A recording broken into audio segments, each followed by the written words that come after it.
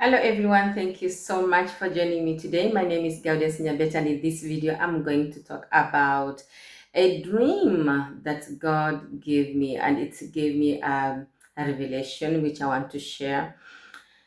And it's about how God joins two people to become one. Now, when God speaks in Matthew 19 or 6, Matthew 19 6. Let me go there for a moment. Matthew 19:6. Ah, yeah, there it is. 19:6. I'll start with 5, maybe 4, so that you can have a background. And he answered and said unto them, this is Jesus speaking. Have ye not read that he which made them at the beginning made them male and female, and said, for this cause shall a man leave father and mother, and shall cleave to his wife, and they two shall become one flesh. Therefore they are no more two or twain, but one flesh. What therefore God hath joined together, let not man put asunder. God gave me the grace by the Spirit of God in my dream to know, or to have a revelation how it makes these marital covenants which no man can break. We usually say that these covenants are made by a three-string cord. The Spirit of God need the two to become one in the spiritual realm before that marriage comes into manifestation in the physical realm. And this is how he showed me it happens.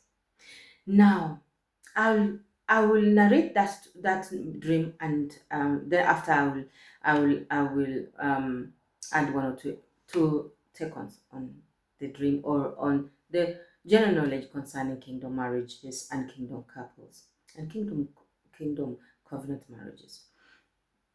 Not every marriage is a kingdom marriage, but for those which are kingdom marriages, which are covenant kingdom marriages, which God has literally orchestrated before they are manifested upon this earth, this is what happens.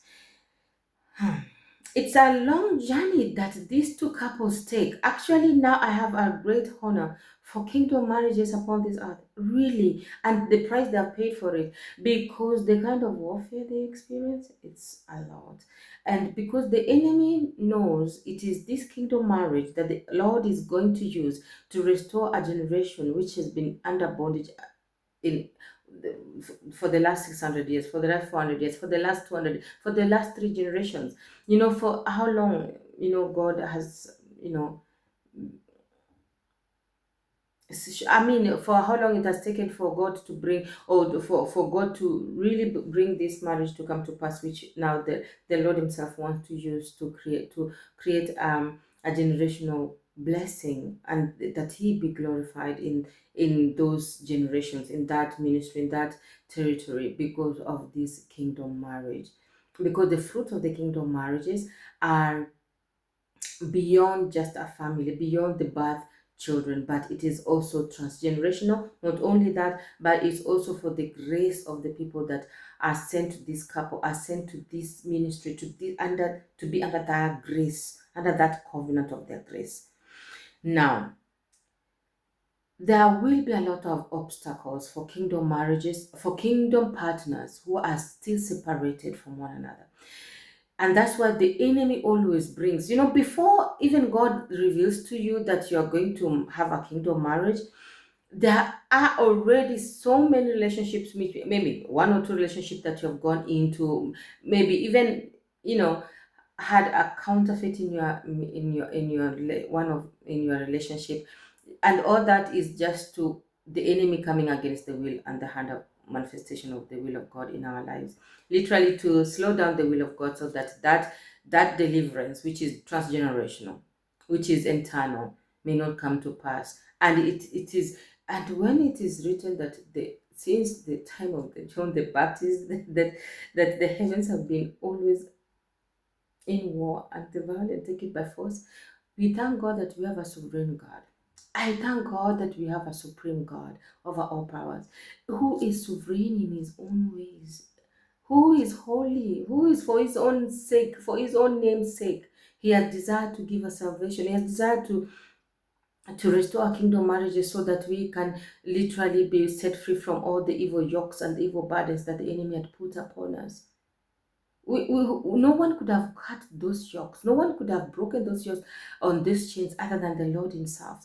And one way he does that is by bringing a kingdom marriage into manifestation in a family. And now you can imagine the kind of attacks or warfare the enemy will throw to those kingdom couples, because first off, they will not know from early age that that's what the intent of God in their lives. But yeah, and that time before they are aware, the enemy is toasting them, wanting to tempt them in all ways so that the enemy can create a legal ground to attack their kingdom marriage, to come to delay the works of God to be perfected. That is the fight. The fight since the John the Baptist existed.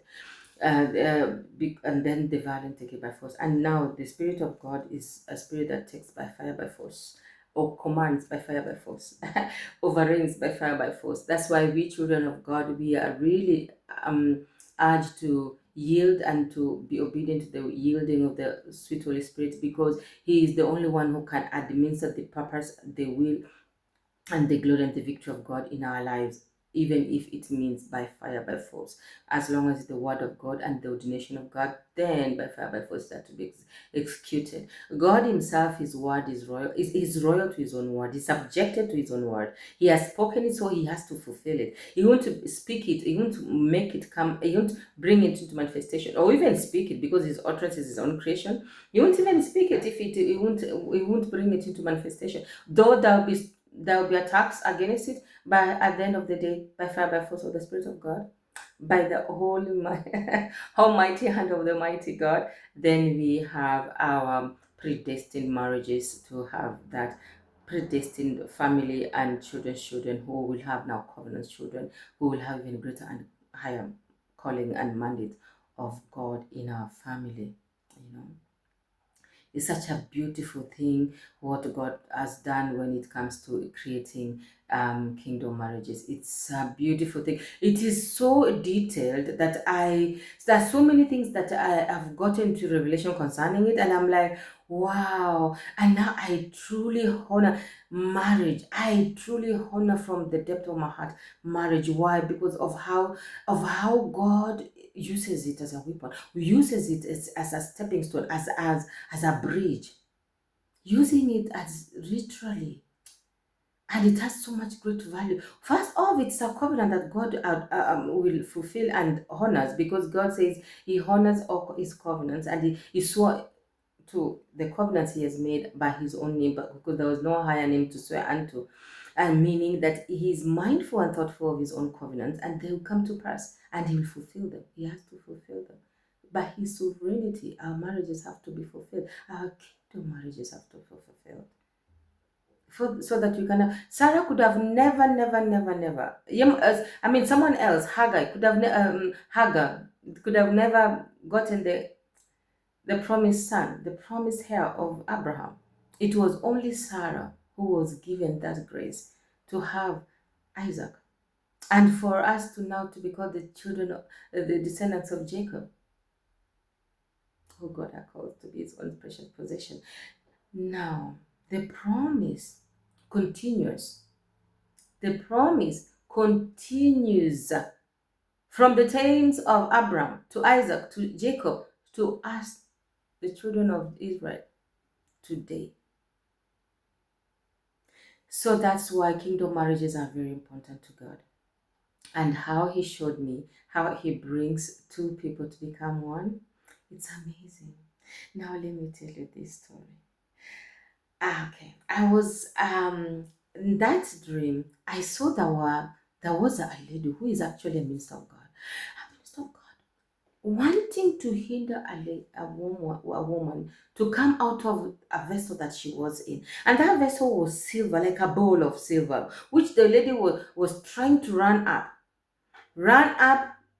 that up the wall, and she came down. So at one point, the lady, the minister of God, according to that dream, who was standing on the cliff of this bowl of this silver slide or bowl. It looked like a big bowl, a big bowl. But I could not see the entirety of the bowl, but I saw only on one sliding side. So a cliff, a thing like a cliff, which just looked like it was carved and it was silver. And now the lady was trying to run up straight on, and there was this minister who was standing up there on the cliff, hindering her from coming out of that slippery silver bowl. Now, at one point, this minister of God was not attentive. She looked onto the one side, and this lady now runs, and she does it. Didn't run straight on, but she runs kind of like diagonally onto the cliff of that bowl of that silver silver cliff. And then she got out of that place. This means of God, that woman did not recognize, and that is the Lord's hand which made the woman look in that different direction, so that she was gatekeeping that woman from coming into a kingdom marriage, you know. And then but God came in and made her eyes probably blind, probably to look on the other side, that she did not pay attention to this woman anymore, and now she was able to escape from that cliff, from that sloppy silver vessel or place, and now she crossed the road. Crossing the road, on the other side of the road was her kingdom husband. Their kingdom husband was standing there, and I think he was ministering or doing a ministry work. And around that minister of God, okay, what happened was she stood in front of this kingdom husband, and the woman recognized that is my kingdom husband, and she was so excited and elated to know that, oh, I've seen him finally. And now she embraced the kingdom husband. She hugged the kingdom husband. In hugging the kingdom husband, that's the first time that woman hugged the kingdom husband in the spiritual realm. And now, hugging that kingdom husband,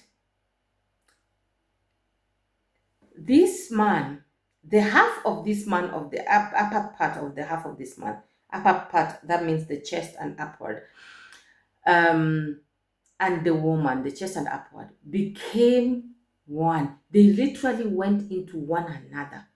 Like the way I want to show you how that happened.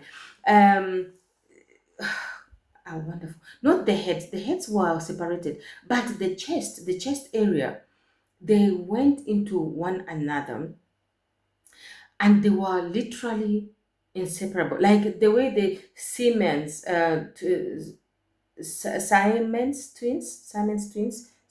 twins are born. I'll give you the definition of Siamese twins. Inseparable from birth can refer to conjoined twins who are physically fused together, or highly bonded identical twins who do everything together.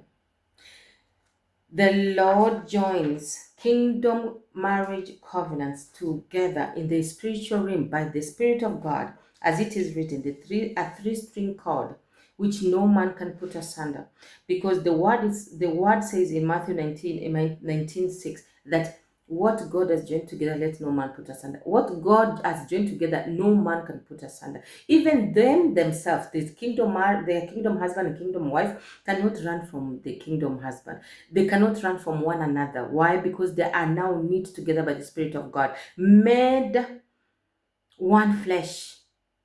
And now that is established in the spiritual realm, so that when they come to meet in the physical realm, that now will be established, just to back up or to manifest that which has already been done in the spiritual realm.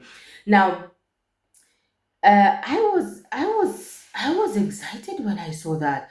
Like, when twins are joined together, are inseparable from birth, they share the same heart, they share the same lungs, they share the same mimics and thoughts, the emotions are the same. They can literally they cannot move without one another. If they go right, they go right. If they go left, they go left. If they go front, they go front together. No, they can't move without one another.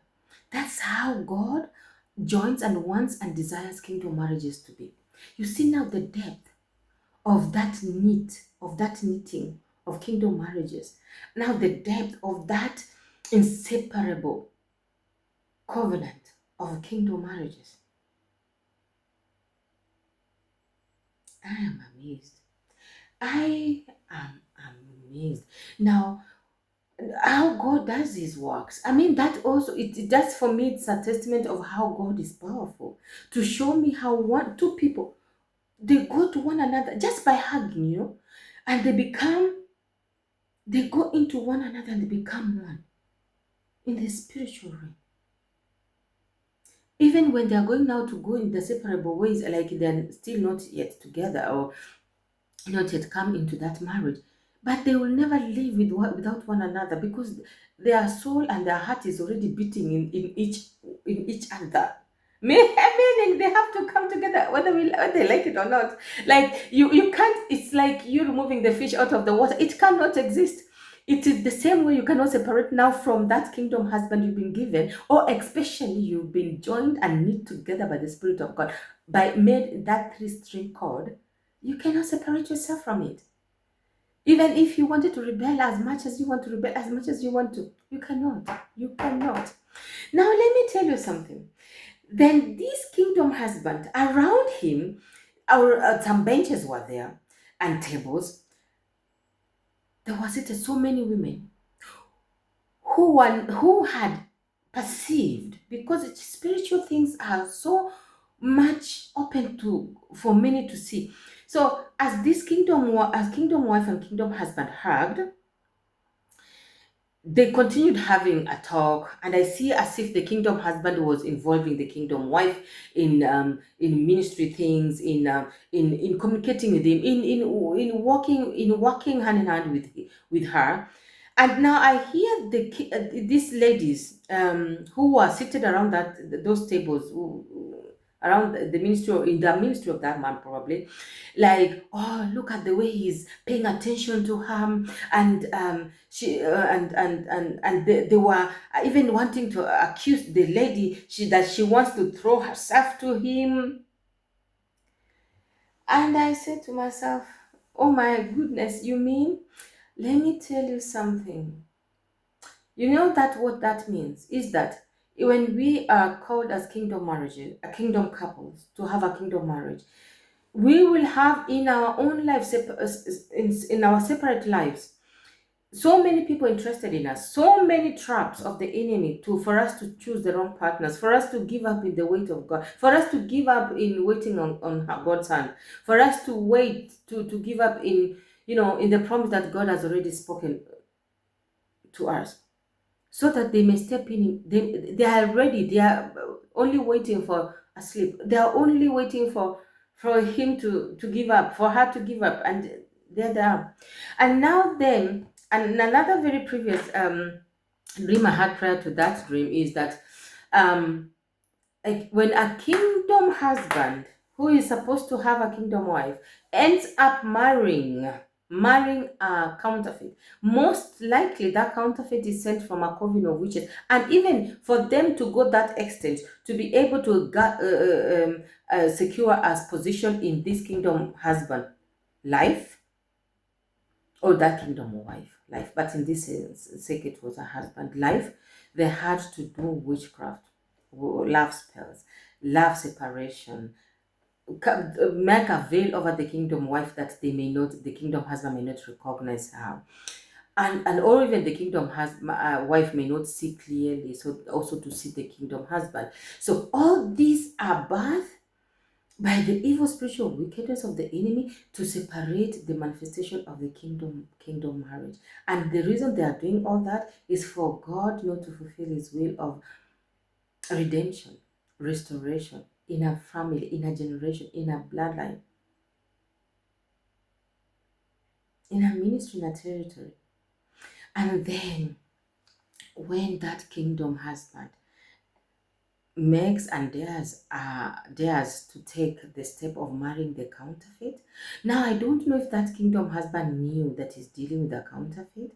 I don't know if that kingdom husband knew if he was dealing with that counterfeit has a coven of witches who are literally enchanting against him being awakened so that he can continue with what he wants. Now, God showed me then that the repercussion of it will be that that woman who in the spirit, the counterfeit, was like a child, literally not even a teenager, like a child, I was like almost thinking, is this not a 5 year old, like a child stage, meaning is spiritually not mature for a kingdom marriage, or for that man, for that sake.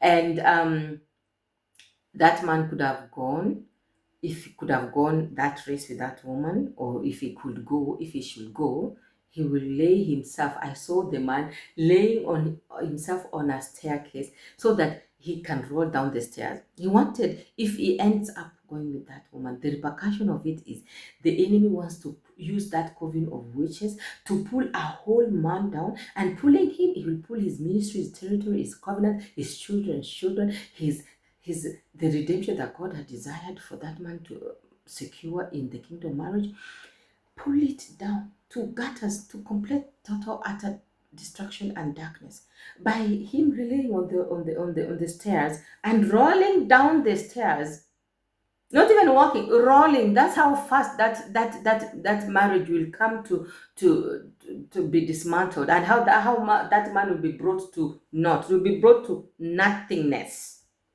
And where he was rolling down to, it's just a pit of darkness. Now imagine of that. And this is a man who has a ministry, who God is using to elevate, who God is using to, who has gone ahead actually to create a platform, so that when the kingdom has wife joins him, he will they will be a power couple in that sense, and do great exploits of God. So I am here to share that those two dreams that the Lord had revealed to me, and I find it very interesting how He joins us together, that we can literally not even run from our covenant or kingdom marriage, because we then we cannot function individually on our own. And if we try, what is waiting for us is a pit. The same judgment or the same repercussion that I saw that man was going to experience, that's the same repercussion the wife is going to experience if she goes and rebel against the will of God and marries whoever. And they will go down the stairs, not even walking, rolling down the stairs into the deepest part of darkness, like pulling down that all the Lord has built to naught. And God will not give a chance for that to come to pass, because He's a sovereign God, and He knows our weaknesses. He knows where we are incapable of, and that's why He really desires that we come to Him to desire, to ask for His sovereignty to step in and now restore and bring together the people who are supposed to be together, and remove the counterfeits in our lives, because the repercussion of a counterfeit, what I saw, my goodness. Children of God, let me tell you something. You can either make your mind up. You know, when Jesus Christ told the disciples that you do, the intention. Let me. I needed to. I needed to.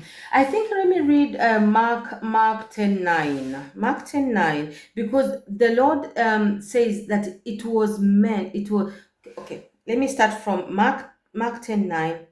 But let me start from 6. But from the beginning of the creation, God made them male and female. For this cause shall a man leave his father and mother and cleave to his wife, and they two shall become one flesh. So then there are no more two, but one flesh. What therefore God hath joined together, let not man put asunder. From the creation, God created man and female the same, and even Jesus Christ said there are people who are called to be eunuchs, who must not marry, and the people who decide for themselves to give themselves to the word and to the ministry of God, and to proclaim the gospel of God, that they end up desiring not to marry, just like Paul did it, because he saw his calling of much more greater value, to minister to the gospel of God, instead of letting the distractions which comes, or the responsibility which come with marriage, aside. And really God's, and even their disciples say, then it's better for us not to marry. They were like, immediately after he explained that, he was like, then it's better for us not to marry. because of how there, even there is one verse it's written, when one is not married, he gives his whole heart to God. I mean, he's there to serve God. But when you are married, then you are there first off to serve your husband. Then you then you'll be consumed in the servitude of your husband. And but when you are single and you're not, your servanthood is now directed to God solely. So I want us all to respect, honor marriages, because you interrupting a marriage is coming against the will of God to redeem, to restore, to break generational curses. And I have never known how important marriages are until God revealed this how he made those two people to become one, how he makes two people to become inseparable. And I now and forevermore honor marriages, and I pray that we also intercede for marriages, because this is one way God has desired to restore our society, to restore our generation, to restore our children's children. And if the marriages can stand, then indeed our society is also restored and can stand according to the will of God, so that God can perfect his manifestation of his will, of his power, of his grace over us. Thank you so much for watching. I'll see you next time. I'm looking and seeing what I have left. Okay. God bless you. I'll see you next time. Bye.